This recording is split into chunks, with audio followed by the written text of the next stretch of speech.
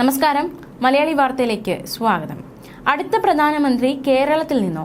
അങ്ങനെ സംഭവിക്കാനുള്ള സാധ്യതകളെ തള്ളിക്കളയാനാവില്ല.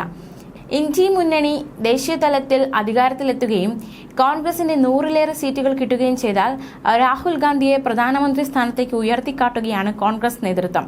ഇന്ത്യ മുന്നണിക്ക് ഭൂരിപക്ഷം കിട്ടിയാൽ രാഹുൽ ഗാന്ധി തന്നെ പ്രധാനമന്ത്രിയെന്ന് കോൺഗ്രസ് അധ്യക്ഷൻ മല്ലികാർജുൻ ഖെഗ്ടെ ഇതോടകം പ്രഖ്യാപിച്ചും കഴിഞ്ഞു. കോൺഗ്രസിനുള്ളിൽ രാഹുൽ ഗാന്ധിയെ തള്ളിപ്പറയാൻ ഒരു നേതാവും നിലവിലില്ല എന്നതാണ് വസ്തുത. ലോക്സഭയിലേക്കുള്ള തെരഞ്ഞെടുപ്പിന്റെ എല്ലാ ഘട്ടങ്ങളും പൂർത്തിയായിരിക്കെ ഓരോ ഘട്ടത്തിലും കോൺഗ്രസിന്റെയും ഇന്ത്യ മുന്നണിയുടെയും പ്രതീക്ഷകൾ വർദ്ധിക്കുകയാണ്. നിലവിലെ സാഹചര്യത്തിൽ കോൺഗ്രസ് 100 മുതൽ 120 വരെ സീറ്റുകൾ ദേശീയ തലത്തിൽ നേടുമെന്ന വിലയിരുത്തലാണ് ഇപ്പോൾ ദേശീയ മാധ്യമങ്ങൾ നടത്തുന്നത്. പ്രീപോൾ ഫലങ്ങളിൽ നിന്ന് തുലവും വ്യത്യസ്തമായിരിക്കും 4-ാം തീയതി പുറത്തുവരാനിരിക്കുന്ന തെരഞ്ഞെടുപ്പ് ഫലമെന്ന് കോൺഗ്രസ് പ്രതീക്ഷിക്കുന്നു. ഇന്ത്യ മുന്നണിയിൽ എല്ലാ ഘടകകക്ഷികളും അംഗീകരിക്കുന്ന നേതാവും രാഹുൽ ഗാന്ധി മാത്രമാണ്. അതേസമയം ബംഗാൾ മുഖ്യമന്ത്രി മമതാ ബാനർജിയും സമാജ്വാദി പാർട്ടി നേതാവ് അഖിലേഷ് യാദവും പ്രധാനമന്ത്രി പദത്തിൽ അവകാശവാദം ഉന്നയിക്കുമോ എന്നതിൽ ഇന്ത്യ മുന്നണിയിൽ തന്നെ ആശങ്ക ഉയർന്നിട്ടുണ്ട്. നിലവിലെ സാഹചര്യത്തിൽ കേരളം, തമിഴ്നാട്, കർണാടകം, തെലങ്കാന, ഛത്തീസ്ഗഡ്, പഞ്ചാബ്, ഹരിയാന, ഡൽഹി സംസ്ഥാനങ്ങളിൽ നിന്ന് കോൺഗ്രസിന് 70 സീറ്റുകൾ വരെ കിട്ടിയാൽ ബിജെപിയുടെ പ്രതീക്ഷകൾ അപ്പാടെ അസ്ഥാനത്തായി തീരും. ഉത്തർപ്രദേശ്, മധ്യപ്രദേശ്, രാജസ്ഥാൻ, മഹാരാഷ്ട്ര സംസ്ഥാനങ്ങളിൽ ബിജെപിക്ക് ഒരിക്കലും പ്രതീക്ഷിക്കാത്ത തിരിച്ചടി ഉണ്ടാകുന്ന സാഹചര്യം ഉണ്ടായാൽ, കോൺഗ്രസ് അപ്രതീക്ഷിതമായി നേട്ടമുണ്ടാക്കുകയും ചെയ്താൽ കോൺഗ്രസ് 120 സീറ്റുകൾക്ക് മുകളിൽ നേട്ടമുണ്ടാക്കുമെന്ന സാഹചര്യമാണ്. ബിജെപിയെ ഭയപ്പെടുത്തുന്നതും ഉത്തർപ്രദേശ്, മധ്യപ്രദേശ്, രാജസ്ഥാൻ, മഹാരാഷ്ട്ര സംസ്ഥാനങ്ങളിൽ തിരിച്ചടി ഉണ്ടാകുമോ എന്നതാണ്.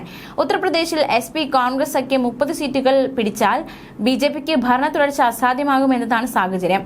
മധ്യപ്രദേശിലെ 12 സീറ്റുകളിൽ ബിജെപിക്ക് അവസാന ഘട്ടത്തിൽ വലിയ തിരിച്ചടിയാണ് ഉണ്ടായിരിക്കുന്നത്. വടക്ക് കിഴക്കൻ സംസ്ഥാനങ്ങളിൽ നിന്ന് കോൺഗ്രസിന് 8 സീറ്റുകൾ വരെ കിട്ടിയേക്കുമെന്നാണ് നിലവിലെ സൂചന. മിസോറാം, മണിപ്പൂർ, നാഗാലാൻഡ്, മേഘാലയ സംസ്ഥാനങ്ങളിൽ കോൺഗ്രസ് നില മെച്ചപ്പെടുത്താനാണ് സാധ്യത. മണിപ്പൂർ കലാപം ഗോത്രവാസികളിൽ പൊതുവെ ബിജെപി വിരുദ്ധ വികാരം അവിടെ സൃഷ്ടിച്ചിട്ടുണ്ടെന്ന് തീർച്ചയാണ്. ദക്ഷിണേന്ത്യയിൽ തന്നെ ഗോവയിലും ആന്ധ്രയിലും പ്രതീക്ഷിക്കാത്ത നേട്ടം കോൺഗ്രസ് നേടിയാൽ ഇന്ത്യ മുന്നണിക്ക് വലിയ കരുത്തായി മാറും. അങ്ങനെ ഒരു സാഹചര്യത്തിൽ ഇന്ത്യ മുന്നണിയിലെ എല്ലാ ഘടകകക്ഷികൾക്കും രാഹുൽ ഗാന്ധിയെ പിന്തുണയ്ക്കാതെ തരമില്ലാത്ത സാഹചര്യമുണ്ടാകും.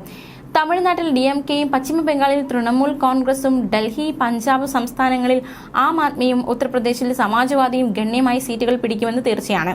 ഇന്ത്യ മുന്നണിയിലെ ഈ ഘടകകക്ഷികൾക്ക് മാത്രം 60 സീറ്റുകൾ വരെ കിട്ടുന്ന സാഹചര്യമുണ്ടായാൽ ബിജെപിയുടെ എല്ലാ പ്രതീക്ഷകളും തകിടം മറിയും. കേവലം 200 സീറ്റുകളിലേക്ക് ബിജെപി കൂപ്പുകുത്തുന്ന സാധ്യതയാണ് തിരഞ്ഞെടുപ്പിന്റെ അവസാന ഘട്ടത്തിൽ പുറത്തുവരുന്നത്. ഉത്തർപ്രദേശിലെ റായ്ബറേലിയയിലും കേരളത്തിൽ വയനാട്ടിലും രാഹുൽ ഗാന്ധി വിജയിക്കുന്ന സാഹചര്യമുണ്ടായാൽ വയനാട് സീറ്റ് രാഹുൽ ഗാന്ധി ഉപേക്ഷിക്കാനാണ് സാധ്യത. വയനാട് സീറ്റിലേക്ക് മുസ്ലിം ലീഗ് താൽപര്യം ഉന്നയിക്കും മുൻപ് പ്രിയങ്ക ഗാന്ധിയെ കോൺഗ്രസ് വയനാട്ടിൽ സ്ഥാനാർത്ഥിയായി പ്രഖ്യാപിക്കുമെന്നതിലും സംശയമില്ല. ദേശീയ തലത്തിൽ ഇന്ത്യ മുന്നണി അധികാരത്തിലെത്തുന്ന സാഹചര്യത്തിൽ ബിജെപിക്കുള്ളിൽ വലിയ പൊട്ടിത്തെറികൾക്കാണ് സാധ്യത. നരേന്ദ്രമോദിയുടെ അപ്രമാദിത്വത്തെ ബിജെപിക്കുള്ളിൽ ചോദ്യം ചെയ്യുന്ന സാഹചര്യം സംജാതമാകും. നരേന്ദ്രമോദിയുടെ വർഗീയ പ്രസംഗങ്ങളും ഗാന്ധി വിരുദ്ധ പ്രസ്താവനകളും ദേശീയ തലത്തിൽ മതേതരവാദികളെ ആശങ്കപ്പെടുത്തുന്നുണ്ട്.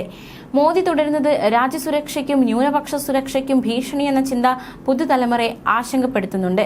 ന്യൂസ് ഡെസ്ക്, മലയാളി വാർത്ത.